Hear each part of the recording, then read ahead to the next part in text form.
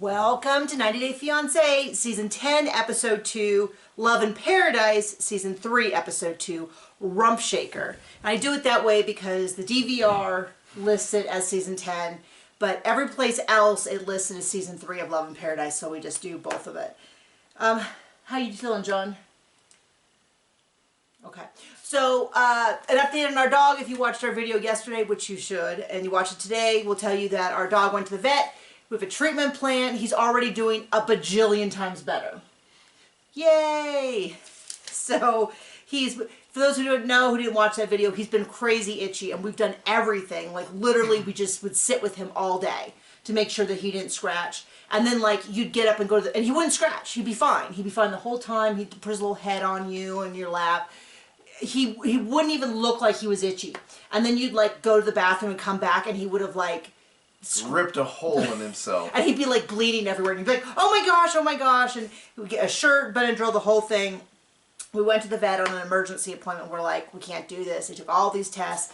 He didn't get a clear diagnosis, but they gave us a treatment plan to try with a checkup. And within, like, 2 hours of being home, he already seemed better. And we got his special doggy shirt. Before we were using, like, John's old shirts. Now he has a special doggy shirt, and he looks like a teeny tiny prisoner in a very fashionable jail. Because it's like, it's striped. So it's looking like mange.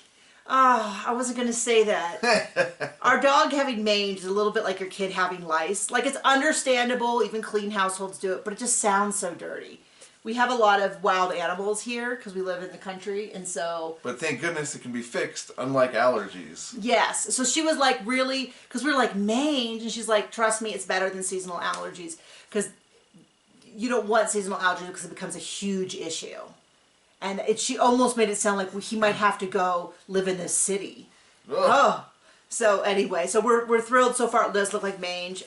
And the funny thing is the normal flea and tick pills he takes would have prevented it, but we ran out, so we switched to a topical one for like 1 month because we had an extra on, and that was just enough for him to get the mange from the prairie dogs. Much like sister wives, we have prairie dogs with plague here, and they now have given our dog mange, so the vendetta will continue.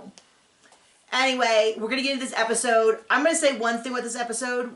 Well, in general, but I've noticed. She's only gonna say one thing. It's gonna be a very short video. Only one thing. No, my point I'm going to make is something I've noticed about the 90 Day Fiancé universe in general, which is they are so graphic with their sex discussions. Now, I am both old and a prude, so I think it's great that couples have those discussions. I'm not grossed out by them having having that sex life. It's just sort of me hearing it on TV that makes me I don't care about your sex life. I'd rather not hear about it. Yeah, you do you. Like, you're fine. You're fine. We're not saying you shouldn't be doing those things. I just don't know that I need to be included in that discussion. And I don't care. And then what I realized was this is a reoccurring theme across the 90 Day Fiancé. And it's really noticeable because the sister wives and the seeking sister wife are on the opposite end of, like, euphemism. Like, Cody hasn't been intimate with me in several years. Or they ask Janelle about her sex life, and she's like, it's fine. You don't need to ask anymore. Now... He's not her best customer? Yeah. Which can be infuriating on that end, because you're like, okay, does fine mean we haven't had sex in years, but I'm okay with that fine? Or are you saying... That's what that meant. But that's anyway, pretty sure what I said, show. But she goes on and on and on about how it's fine. That's how I took it, but other people have said, no, they take it as they have had regular sex. Well, what's regular sex? Once a year? What, once a week? But it's on the fall equinox. Oh yeah, her birthday and anniversary. When the planets are aligned. Anyway, but I just noticed that it's this big divide between, like, because we were discussing it this morning on our walk, which John just loves. John loves when we watch the show, and then we discuss it a whole bunch, and then we do the video. He feels like, you know what, I could use more time talking about reality TV. That's what brings him joy. Just understand that. But I finally realized, I was like, yeah, it's like Gino and, oh, now I forgot her name. Jasmine? The crazy lady. I knew it this morning and I just suddenly forgot. But anyway, like, we had to hear all about his sausage and how she gobbled it and all this and that. And I was like, oh, this is a 90 Day Fiancé thing. Like, that's the difference between I guess, I don't know if they... Pretty sure TLC thinks people want to hear that. I know, maybe they do. Maybe No. we're on the outside because I don't necessarily... We're right. Honey. It's one of those things where I feel like if I didn't hear it, I'd be curious, and then I heard it and I went, I really regret being that curious. Like when you Google, when somebody goes, don't Google this, and then you Google it, and then you go, you know what, they were right. I didn't need that information in my brain. That is definitely not a black rooster. Oh, is that, no, the one I was thinking of was the infamous blue waffle. Oh, Lord. Let's move on. This is going to get us banned. Okay. Yeah, don't... I'll tell you, if you Google that, you're going to see an intimate part of the body. Have a vomit bucket. It doesn't matter. Doesn't Let's matter. go. Anyway, who do you want to start with? No one. What's interesting to me is that there's two couples in the show that really feel like they're pushed there just for content. And those are the only two couples that we've seen both episodes. Whereas all the rest of the couples... What? Well, that's not true at all. What do you mean? Because the nudist is on this episode and they're new. No. On both episodes. So as in the only couple that we saw in episode 1 and episode 2 are the two that feel most like, but they're not the only ones in episode 2. No. So You need another cigarette? Sorry. I got too excited. So the first episode we saw Juan and Jessica, who look like a legitimate couple. They met on a cruise. They have been engaged. She's been visiting him month after month after month. That seems like a real couple who existed before the show. Whereas, and in this episode, we meet Jordan and Everton. How in the world did I spell his name? Whoever that is. I don't even remember. And they're new. They've been dating on and off for 12 years. They feel like a real couple. The other two couples that we've seen both episodes definitely feel like, would they be together if it wasn't for the TV show? And I'm like, they didn't meet in paradise like the rest of the couples who actually, which I thought was the theme of the show. I thought the theme of the show was they met in paradise and now they're trying to make it work. That's the tagline they use in the commercials.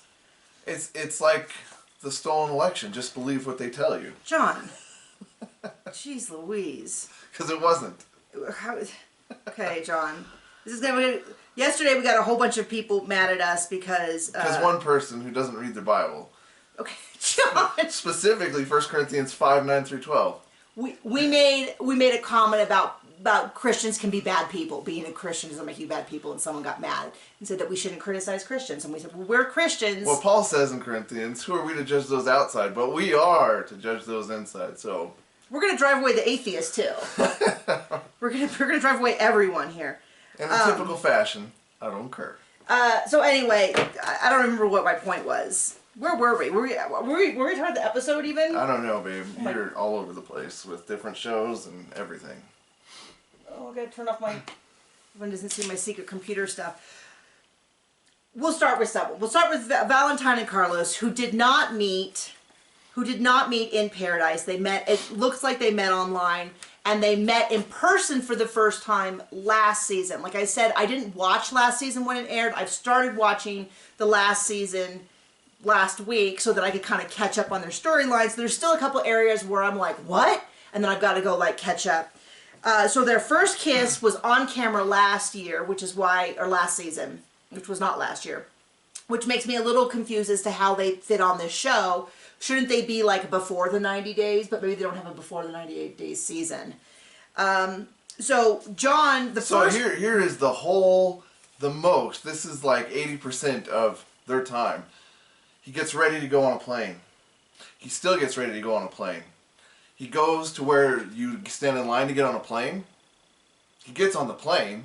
He's on the plane. He's still on the plane. Eventually gets off the plane. And he meets Carlos. Wow. So interesting. Can you believe you missed that? Yeah, it was a little bit like... a lot of nothing. Like, I was like, we didn't meet any other couples so that we could see this. He said nothing of value or important. So he's going to Colombia. They meet in an airport. They have a cute shirt that says Carlentine. So it's C-A-R-L-E-N-T-I-N-E. So hashtag Carlentine, which is a cute, like, couple's name combined. They're getting married. They make a comment about Valentine makes a comment to Carlos, but are you gonna act right? His plan is they have the wedding, and then they get the visa, and then he moves to America. First thing they talk about in the van, well, we just broke up 2 weeks ago. It's like, oh, seems perfectly healthy. You should totally get married very quickly. Yeah, you definitely should rush into a marriage because this, like, that right there is right away. I'm trying to think of a circumstance where that alone doesn't make me think like you should definitely hold off and do couples counseling or something. And then, this is their words. They said, we still have not had sex yet. Yes. So I was a little bit like, wait, they haven't had sex yet? Now, I am not shaming anyone who didn't have sex until marriage. That is 100% not but that does not seem to be their situation. They haven't had sex because they haven't wanted to have that kind of sex, because I had to get into there was a whole big thing, I looked it up on Reddit and everything, where they were like, well, they've had other kinds of sex, what are you, a prude, and blah, blah, blah. And they're like, those are their words. They use those words. I'm not going to go through the graphic detail. I don't know that we could on YouTube go through the graphic detail of what they have and haven't done. But in their own words, they haven't had sex because they have not had the kind of sex that each of them wants. But that requires the other partner to have sex that they don't want. A type of sex they don't want. They're both tops, and I'll let you Google that if you're not familiar with it.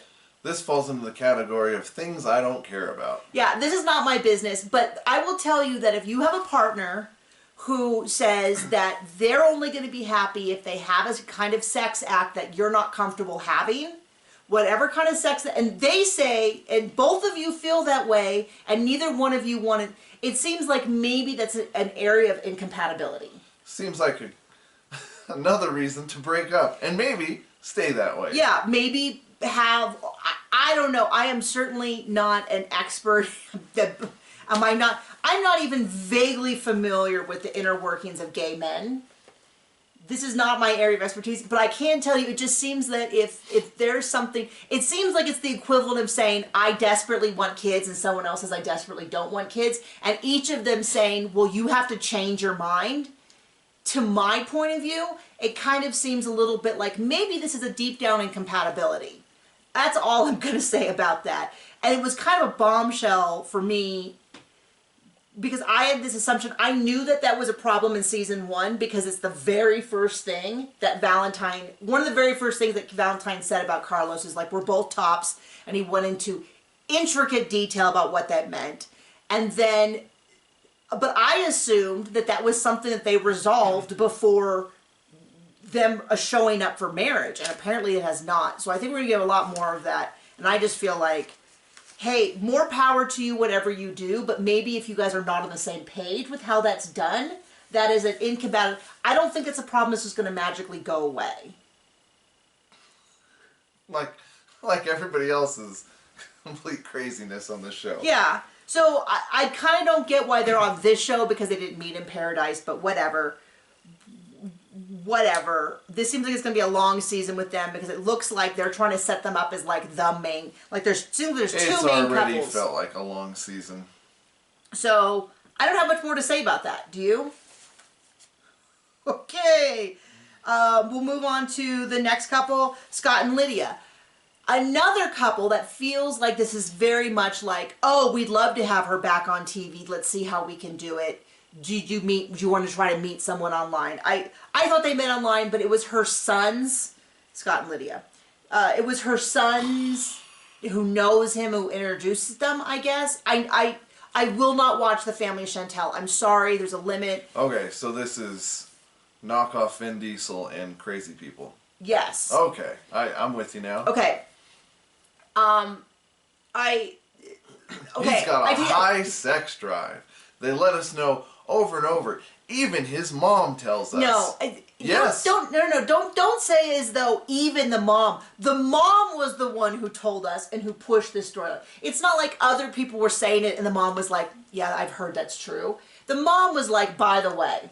Speaking of things I don't care about. Well, my thing about this is it doesn't feel, first of all, they didn't meet in paradise. They haven't even met yet. So this definitely feels a little shoehorned in. Secondly, why are we getting more of them when we still have, I think, 2 more couples at the end of this episode that we haven't met, who actually met in paradise, I think.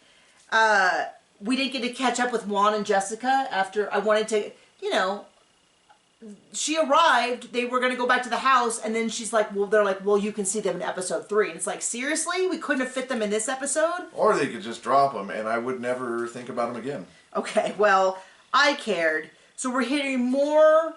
The whole episode felt like them trying to convince us that Scott was this virile, strapping man, and Lydia was a sex goddess. And, hey, I have no problem. I'm not... Older people can be sex goddesses too. We're like not that far away from their ages. It's just a matter of it's like, but that isn't, I thought this was about people meeting. And so to have an entire episode, like 20 minutes of the episode, or 17 minutes because of commercial breaks, was kind of devoted to them convincing us that they're these virile people.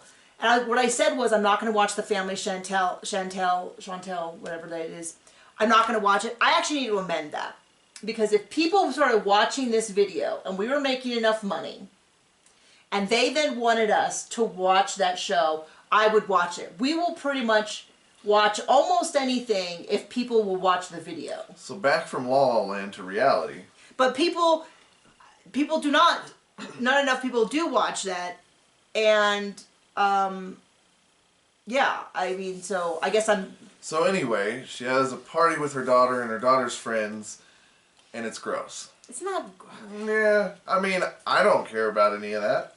John, you don't care about any of this at all, so... Yes, and I especially don't care about that. Like, I don't care who's getting lingerie. I mean, unless it's you, I don't care. Like... Anyway, it was cute lingerie. Uh-huh. So yeah, so basically it's down with Scott's mom, and his 80-something-year-old mom is going to hang out with her, and they sit down, and she's like, "You have a high sex drive." And I'm like, "Yes, that is often how conversations with my parents go. When I sit down with my father, he often talks about." I mean, it's just weird because it's kind of like, how does she know this?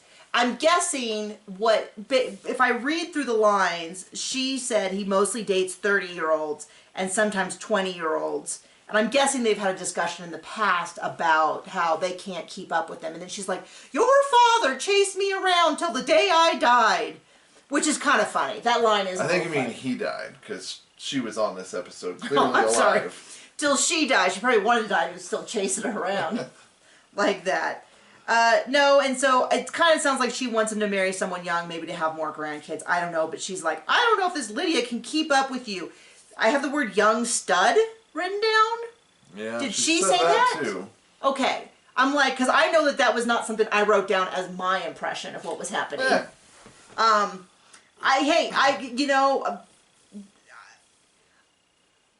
I have mixed feelings about when people talk about their sex drive, because some people do have a high sex drive. There's nothing shameful or wrong about that. But I remember when I was dating, hearing about a guy talking about his high sex drive, no interest in it whatsoever. Gigantic red flag. In fact, I told the story before. John and I met on eHarmony. And before I met John, so the joke is that we always tell people was we went on a second date because I was not a catfish, unlike John's first date, who was absolutely a catfish. And I said John was normal. And people used to laugh like, oh, like that was some like big joke. I'm like, no. Because I had so many crazy dates leading up to meeting John. I turned 30. I could have been a real weirdo. Well, I mean, he is. I mean, I met this guy and I was like, oh yeah, no, super average dude. That's all I need. No, but I mean, no, so I had all these crazy dates. I was on eHarmony. I was 30 or something. I had a ton of people I didn't go on dates with who would say things like all they're looking for is a woman. Let's go on a hike out in the woods. Well, let me get there in a second. So I got this whole string of guys who would come through because I, at the time, I was an athlete. I was training for the Olympics. I did not go to the Olympics, but I was training for it, and I taught archery at a university. So I was active like 4 to 5 hours a day because I would work out, multiple times a week. I was training several hours a day, and then when I wasn't training, I was teaching archery, which is incredibly active. And so I got a lot of guys who had figured out how to spoof the system because what they were looking for were women who were good looking. I mean, good looking, thin and would stay thin. So they wanted people who worked out a ton, and then they wanted them to raise their kids. They wanted a trophy wife. And I was too stupid at the time to realize that that just meant a nice, easy life for the rest of my life, and I could have just...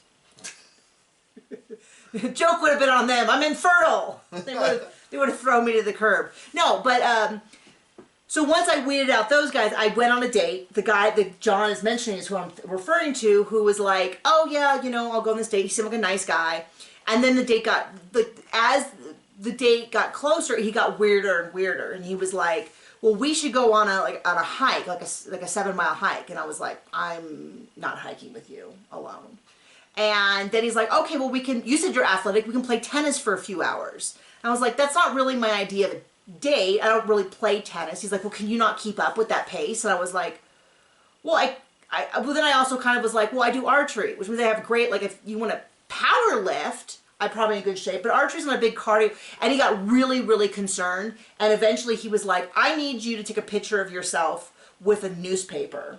I'm like, "You mean like a hostage?" He's like, "Yeah, well, my friends told me that that sometimes women put up fake pictures, so I need to make sure this is an accurate picture of you." And I can't remember what I did. I sent him a picture. Did I send him? I don't think I sent him a picture. You know the best way to do that? Just go out for dessert. Well, I went and he had a picture of me with an ice cream cone. That would have been really good. Anyway, like I did with you. Oh like, yeah, we went out for dessert. Let's see if this is the real person. We're just going for dessert. Well, no. I'm not paying for a full dinner for somebody who's not who they put in a picture. So we went, no. So I don't remember what I did, but I yelled at him, and then we didn't speak again. And then like a half an hour before the date was supposed to happen, he like texted me, was like, "Something's come up, I can't come." And I was like, "Yeah, I assumed that was the case when I yelled at you a couple weeks ago that we weren't going on a date. Like, you idiot." Pretty bright guy, huh? Anyway. Yeah, because he was like he was in San Diego and I was in Orange County, and he didn't have my address. Praise the Lord. No, but before that, this is, like, I'm going to tell you this, you're going to think, why in the world? He told me how he had a super high sex drive, and he always had sex on the first date. But he had recently become a Christian, and his pastor told him that he wasn't allowed to do that anymore, so he needs to get married fast. And I was like... Sounds like healthy Yeah, advice. I was like... Totally not made up. I can't remember if I told...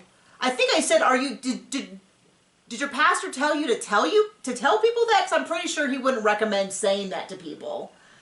I was like, oh my gosh. And so this guy was a total hot mess. And whenever I hear people who are like, "I have a really high sex drive," I think of that dude, and which makes me like, there's no part of that where I'm like, "Oh, a high sex drive, you say? Oh, tell me more." It's like, no. I don't know what tomfoolery is coming next, but I want no part of it. So that's the whole thing that went on and on about his sex drive. His mom was like, "I don't think she'll be able to keep up with them." And of course, what he's thinking is, but I get to be on TV because they promised me that she's famous and they'll put us on TV. And he talks about what great shape he is. They had did they have ice cream? I don't know. They had pizza. They had pizza, and he had plain cheesecake pizza.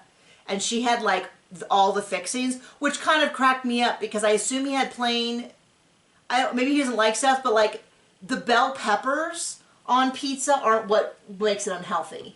The onions on pizza aren't. I mean, kind of the pepperoni, but it's like the couple slices of pepperoni versus the huge amount of cheese and gummy, delicious crust. That's it's the rest of the stuff. So they do that, and then yeah, we cut over to Lydia. Her daughter is taking her out for sort of a mini bachelorette style party, which I will never, ever, like, I feel uncomfortable with that kind of stuff, period. But definitely for family members. I've never gone to one of those kind of parties. I've never been to one of those kind of parties. I've exclusively seen them on TV. You mean you've never put a condom on a cucumber? Like they do in this show? No, but like I've never been at a party that gives like, they didn't give anything raunchy probably because they couldn't show it on TV, but they gave her some very nice lingerie. I did get that at it wasn't a bachelorette party, it was like a bridal shower, I think, but it was like very classy. My mom actually gave me a long robe with a little underwear that said, "I do," like in little tiny crystals. It was like little silk undies. And I remember one of the ladies said, "It should say I did." And I like turned like the brightest red. But it was all very much appropriate and stuff. And they didn't do anything all that raunchy. They did the cucumbers, and they're like, maybe he's this size or this size. And then she went on about how she didn't wait all this time for a little thing. And of course, I was thinking maybe she have a starter size. I don't know. But they did pull out a cucumber that was like this big, and I was like, okay. And then they practiced putting condoms on it, and it was a lot of like loud laughing, and it felt very much performative for the TV. I didn't find it particularly interesting. I could have fast forwarded through the whole thing. The subtitles drive John crazy. Yeah, I mean... Because you can't scroll on your phone while listening to subtitles, which is what John wanted to do. Okay. Outed. Last couple, we actually see a new one. Jordan, who's 38, and Everton, who's... I'm pretty sure it's Everton. I don't know why. I wrote Everdove. 47, he's a boat captain. He's from Jamaica. He's working in the Cayman Islands. She's from Texas. They've been on and off for 12 years. They've been together now for 3 years. They were previously engaged. She said the first 4 years they were together. They got engaged. It did not work out. She did not say why. Then they were on and off, and then around the pandemic they got back together, and it sounds like she financially supported him because he works in the tourist industry. Oh, what does she do? Well, first of all, she is a nudist, period, and she does niche fetish content. No judgment for sex workers or people who do that. That is not my business. Not my business, especially not in the it looks like she does, I don't know if she does OnlyFans, but she does OnlyFans style content, which is like she films herself. We don't really fully know what she did because everything that she did to demonstrate it was all with a bikini or swimsuit on, and we're definitely not going to Google it. You're not going to be Googling it.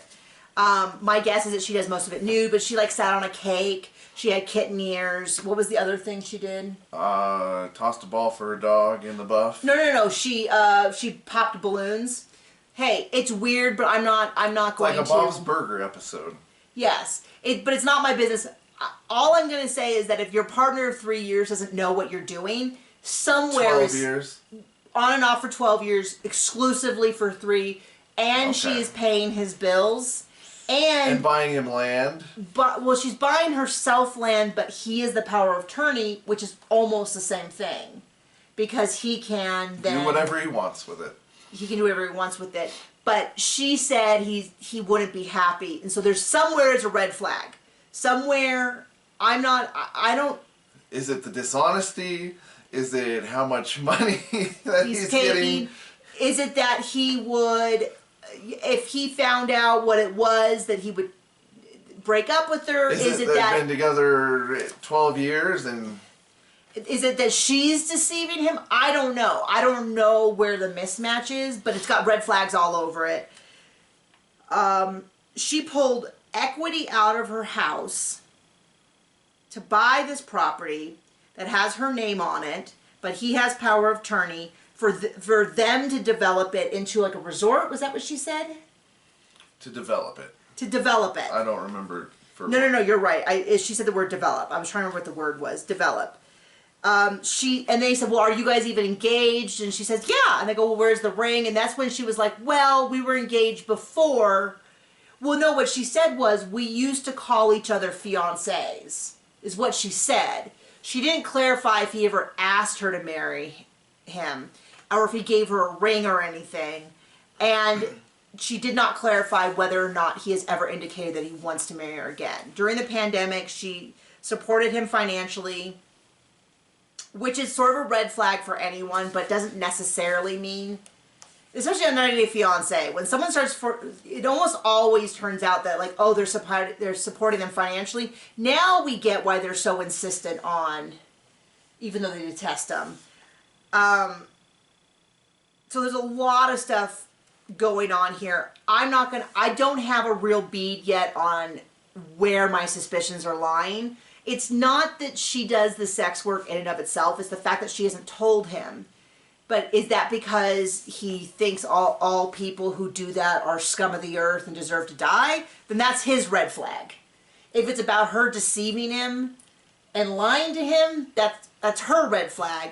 It might be both their red flags. I just don't know. And I will tell you, though, one thing I do not trust for a second is the 90 Day Fiancé editing.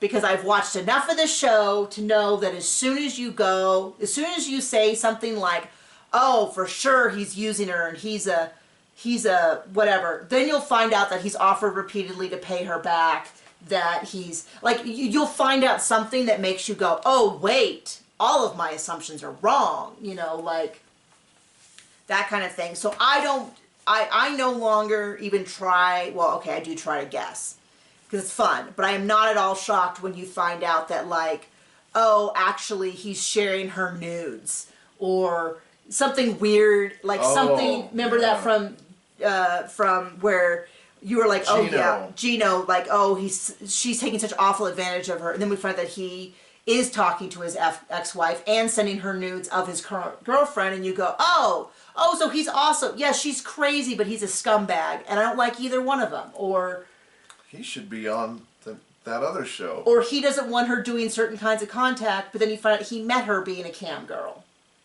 Remember that one as well? Yes. Same season? That kind of thing. So, clearly red flags, not fully sure as to who's going to, in the end, own them. Probably both of them. If we learn anything from the show, whenever you think someone is trash, you'll find the other person is worse trash. Back and forth. Remember Ed, Big Ed? And you totally thought that she was taking advantage of him?